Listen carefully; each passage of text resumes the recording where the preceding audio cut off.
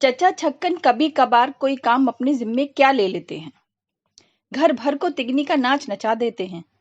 आ बे लौंडे, जा बे लौंडे, ये कीजो वो दीजो, घर बाजार एक हो जाता है।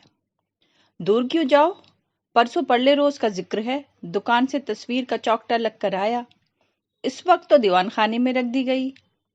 कल शाम कहीं चच्ची की नजर उस पर पड़ी, बोली, छुट्टन के अब्बा तस्वीर कब से रखी हुई है। खैर से बच्चों का घर ठहरा, कहीं टूट फूट गई तो बैठे बिठाए रुपए 2 रुपए का धक्का लग जाएगा। कौन टांगेगा इसको? टांगता कौन, मैं खुद टांगूंगा। कौन सी जुए शीर लानी है, रहने दो, मैं अभी सब कुछ खुद ही किए लेता हूं। कहने के साथ ही शेरवानी उतार चचा टांगने के दर पे हो गए। इमामी से कहा, बीवी से 2 आने लेकर मेखे ले आ। उधर वो दरवाजे से निकला, इधर मोदे से कहा, मोदे मोदे, इमामी के पीछे जा, कहियो 3-3 इंच की हो मेखे, भाग कर जा लीजिए उसे रास्ते में ही। लीजिए, तस्वीर टांगने की दागबेल पड़ गई और अब आई घर भर की शामत। नन्हे को पुकारा, ओ नन्हे, जरा मेरा हथौड़ा ले आना। बन्नू, जाओ अपने बस्ते से चफ्ती निकाल लाओ, और सीढ़ी की भी तो जरूरत होगी हमको। अरे भाई लल्लू, जरा तुम जाकर किसी से कह देते सीढ़ी यहाँ आकर लगा दे, और देखना वो लकड़ी की तख्ते वाली कुर्सी भी लेते आते तो खूब होता। छुट्टन बेटे, चाय पी ली तुमने? जरा जाना तो अपने इन हमसाए मीर बाकिर अली के घर, कहना अब्बा ने सलाम कहा है और पूछा है आपकी टांग अब कैसी है।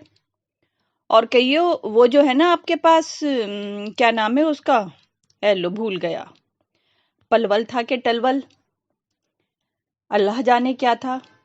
खैर वो कुछ ही था, तो यूं कह दीजो कि वो जो आपके पास आला है ना, जिससे सीध मालूम होती है, वो जरा दे दीजिए, तस्वीर टांगनी है। जाइयो मेरे बेटे, पर देखना सलाम जरूर करना और टांग का पूछना ना भूल जाना। अच्छा, ये तुम कहाँ चल दिए लल्लू? अरे कहा जो है यहीं ठहरे रहो, सीढ़ी पर रोशनी कौन दिखाएगा हमको। आ गया इमामी, ले आया मेखें, मोदा मिल गया था, 3-3 इंच ही की है ना, बस बहुत ठीक है। लो, सुतली मंगवाने का तो ख्याल ही नहीं रहा, अब क्या करूं। जाना मेरे भाई जल्दी से, हवा की तरह जा, और देखियो बस 1 गज 1.25 गज हो सुतली, ना बहुत मोटी हो ना पतली। कह देना तस्वीर टांगने को चाहिए। ले आया? ओ विदो, विदो कहाँ गया? विदो मियाँ। इस वक्त सबको अपने काम की सूझी है, यूं नहीं कि आकर जरा हाथ बटाएं।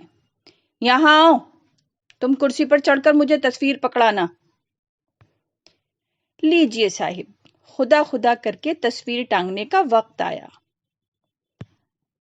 मगर होनी शुद्धनी। चचा उसे उठाकर जरा वजन कर रहे थे कि हाथ से छूट गई, गिरकर शीशा चूर चूर हो गया। हई है कहकर सब एक दूसरे का मुंह तकने लगे। चचा ने कुछ खफीफ होकर किरचों का मुआयना शुरू कर दिया।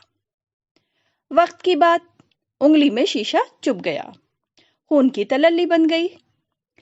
तस्वीर को भूल अपना रुमाल तलाश करने लगे। अब रुमाल कहाँ से मिले? रुमाल था शेरवानी की जेब में, शेरवानी उतार कर न जाने कहाँ रखी थी। अब जनाब घर भर ने तस्वीर टांगने का सामान तो ताक पर रखा और शेरवानी की ढूंढैया पड़ गई। चचा मियाँ कमरे में नाचते फिर रहे हैं, कभी इससे टक्कर खाते हैं कभी उससे। सारे घर में किसी को इतनी तौफीक नहीं कि मेरी शेरवानी ढूंढ निकाले। उम्र भर ऐसे निकम्मों से पाला ना पड़ा था। और क्या झूठ कहता हूं, कुछ 6-6 आदमी हैं और एक शेरवानी नहीं ढूंढ सकते, जो अभी 5 मिनट भी तो नहीं हुए मैंने उतार कर रखी है।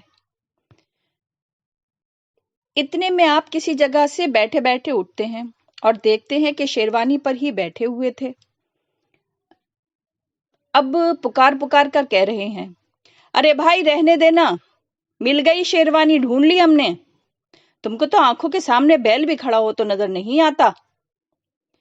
आधे घंटे तक उंगली बनती बनाती रही। नया शीशा मंगवाकर चौकठे में जड़ा और तमाम किस्से तय करने पर 2 घंटे बाद फिर तस्वीर टांगने का मरहला दरपेश हुआ। औजार आए, सीढ़ी आई, चौकी आई, शम्मा लाई गई। चचा जान सीढ़ी पर चढ़ रहे हैं और घर भर, जिसमें मामा और कहारी भी शामिल है, नीम दायरे की सूरत में इमदाद देने को कील कांटे से ले खड़े हैं। 2 आदमियों ने सीढ़ी पकड़ी तो चचा जान ने उस पर कदम रखा। ऊपर पहुंचे, एक ने कुर्सी पर चढ़कर मेखें बढ़ाईं, एक कबूल कर ली, दूसरे ने हथौड़ा ऊपर पहुंचाया। संभाला ही था कि मेख हाथ से छूटकर नीचे गिर पड़ी।